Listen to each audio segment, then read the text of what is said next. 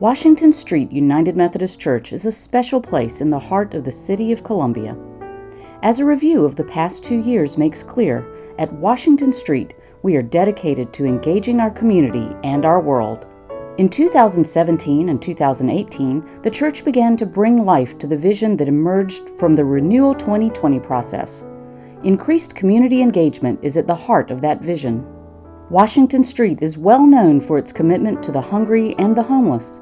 In fact, in 2018, the church was awarded the Faith Partner of the Year Award from Transitions Homeless Center for our support of their mission. The soup cellar continues to be a shining example of our commitment to this population. Also, members of the church have created plarn blankets for the homeless, made out of plastic yarn. And many homeless members of our community have benefited from the recent health fairs held at the church. In addition, the church welcomes visitors to learn and grow with us and ventures into the community to be part of the life of the city.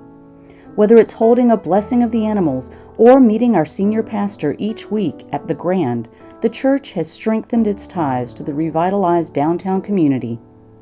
As part of a vibrant community, the church is more and more a lively place all day, every day.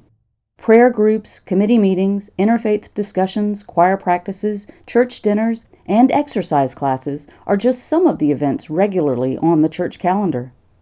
Sunday school classes contribute greatly to the life of the church, and our newest Sunday school class, the Open Door class, met for the first time in December of 2014. The Open Door class started because we noticed that there were parents dropping off their 2- and 3-year-olds to our Sunday school class and going elsewhere instead of to Sunday school. And in talking with the teachers in the 2- and 3-year-old class, we thought that perhaps it would be a good idea to open up a new class and see who would come. So Susan Culler, our former assistant pastor, helped me put an ad in the bulletin that said, if you don't have any class, here's a class you might want to try. And that's how the Open Door class got started. I had seen the announcements in the bulletin about the book studies that the class had done, and I thought that the books looked intriguing, and I even purchased and did one of them on my own before joining the class, and I really enjoyed it. I had never attended an adult Sunday school class before.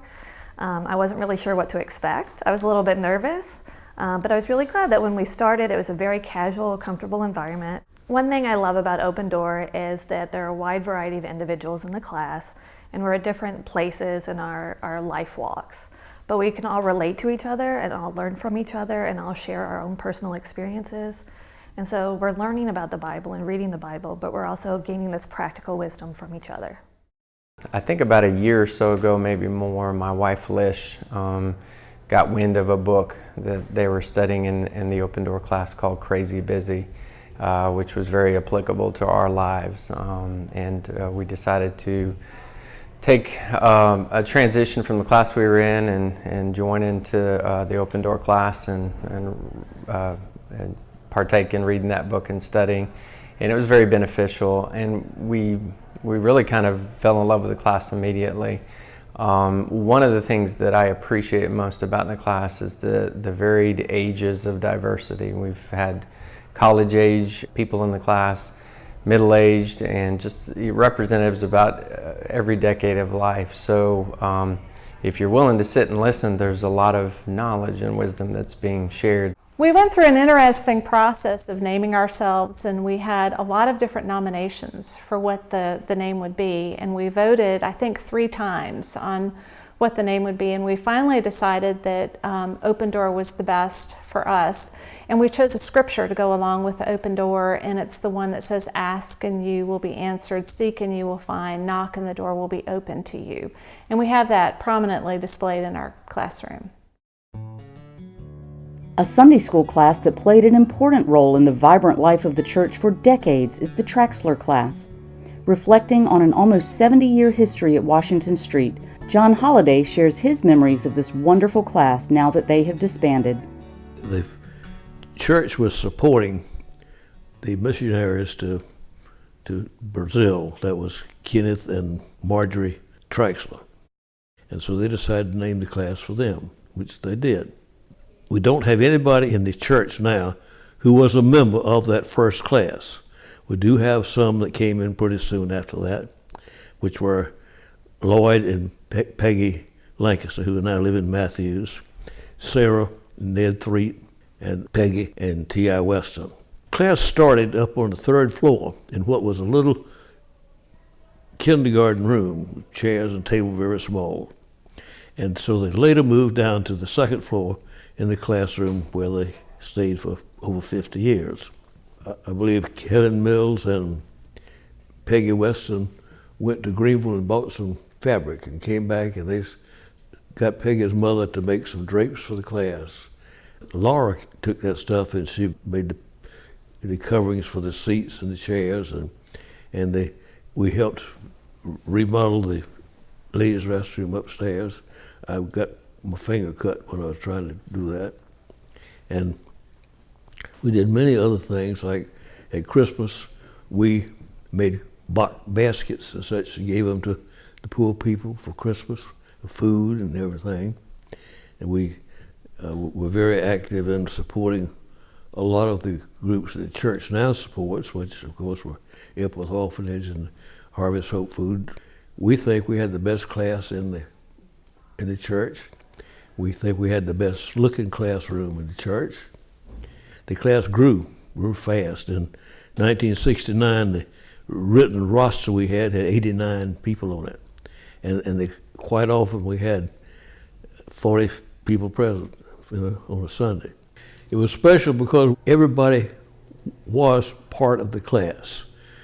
Ralph Barrett, who was in there, told me one time that he lived all week long to come to Sunday school. We did many things in the class. We used to go on picnics out at some pond over there near Swansea. We had a lot of things at people's houses. We just got together and had fun. Oh, we had a piano in the room. We always had a piano. We always sang in the classroom. We had several different people that played the piano full time. One was Jim Owen, Ned Threet, Wayne McMillan, and Meg Wall played a little bit, but I was not a good singer. My wife and I joined the class in either 1962 or 63, and we have been there since then. However long that is, that's 57 years, I think. And we were part of the class. In the beginning, we were new. In the end, we were old. From our oldest to our youngest members, Washington Street celebrates its members. In 2017, the church honored member Nan Self on the occasion of her 105th birthday with a reception in the Wesley Room. Since 2017, our ministry to our youth has been led by Associate Minister for Children and Families, Reverend Taylor Pafford, who brings her passion for music and theater to her work with young people. After I left Washington Street in 2012, I believe it was, early 2012, I went back to Atlanta and I served a large church there. While I was there, I met my husband, now husband, John Pafford. We bought a house in Atlanta and then found out we were pregnant and had a beautiful little girl named Millie, who people know now here. And so she has joined our life, and we decided to move here to be in ministry back here at Washington Street. And now we're expecting our second little girl. Recently, I went through the ordination process in the United Methodist Church. I began by becoming a commissioned member as a deacon, and I had to do 3 years of sort of residential ministry for that. And then in 2016 was officially ordained as a deacon in the United Methodist Church. So now I am Reverend Taylor Pafford. There are 2 areas of focus that I'm looking into with our youth, and the first one is around education, and then the second area of focus with them is programmatic. I'm really trying to do a lot of great fun fellowship opportunities with them. We did a scavenger hunt downtown. We also did a destination unknown, where the kids showed up here, didn't know where they were going, and found out that we were headed towards Greenville to do Cupcake Wars. So we've just been having a great time trying to find new programs for them to connect with one another and grow together in fellowship. Our youth group is growing, which is fantastic, and we have another kind of large group coming up next year out of the 5th and 6th grade age level. So we're going to be even bigger next year. But I think the biggest thing is that I want them to have some ownership in the program. They were the ones who told me what they wanted for the education piece that we do on Sunday mornings. They were the ones who helped craft our youth service. They are smart and they are talented, and I really think that they have the ability to help have some ownership and some leadership in that program as well.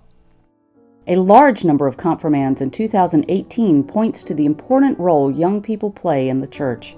And leadership like Reverend Pafford's is a powerful influence on the faith journeys of our young people. Engaging our world is also an important commitment that the church has made. Once again, in 2018, the beautiful music of the Africa University Singers rang out in our sanctuary, and thus the church continued to support this important global outreach. Another area of global outreach was the 2018 trip that 16 members of Washington Street took to Ecuador for 10 days of mission work. The Ecuador mission trip was an opportunity for church members to share their gifts and their hearts with new friends over 2,000 miles away. I think the last time we went somewhere was in Mexico many moons ago. And since we have the connection with Sara Flores, our missionary, we decided that it wasn't just a check that we wanted to give her, but we wanted to be part of their mission in Ecuador. We divided into Vacation Bible School, we did construction, a medical clinic, and also we did visitations. And the visitations was one of the things that impacted me the most, to visit the local people's houses and share with them experiences, and for them to tell us their story and offering a word of prayer.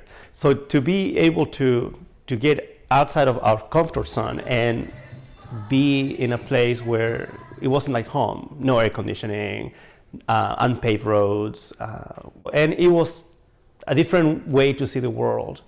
And I think it made a big impact with members of our church. Some of the things that we have against mission trips sometimes is, why don't we just send the check? Why are we going there? And I think a simple answer to that question is, it is not about the money, it's about the building community. To know that we have brothers and sisters in other places who need our help, and sometimes just need an ear for them to express their concerns. So building community, I think it is the most important part of our mission trip. And of course, in addition to that, we are happy to leave somewhat of a legacy behind, or something that the community can keep growing. So I think that is one of the things that I like the most about our mission trips. There's the community building aspect and not just sending the money. It is a trip that it will shape you in a way. You have to be willing to be led, willing to adapt to changes, and be open-minded about going overseas. It will give you the opportunity to see the world in a different way. I hope a lot of our members can experience as well. Jesus is showing up in ordinary places among ordinary people to accomplish the extraordinary will of God. Today we celebrate who we are. We are the church, the body of Christ. Ordinary people transformed for God's extraordinary purpose.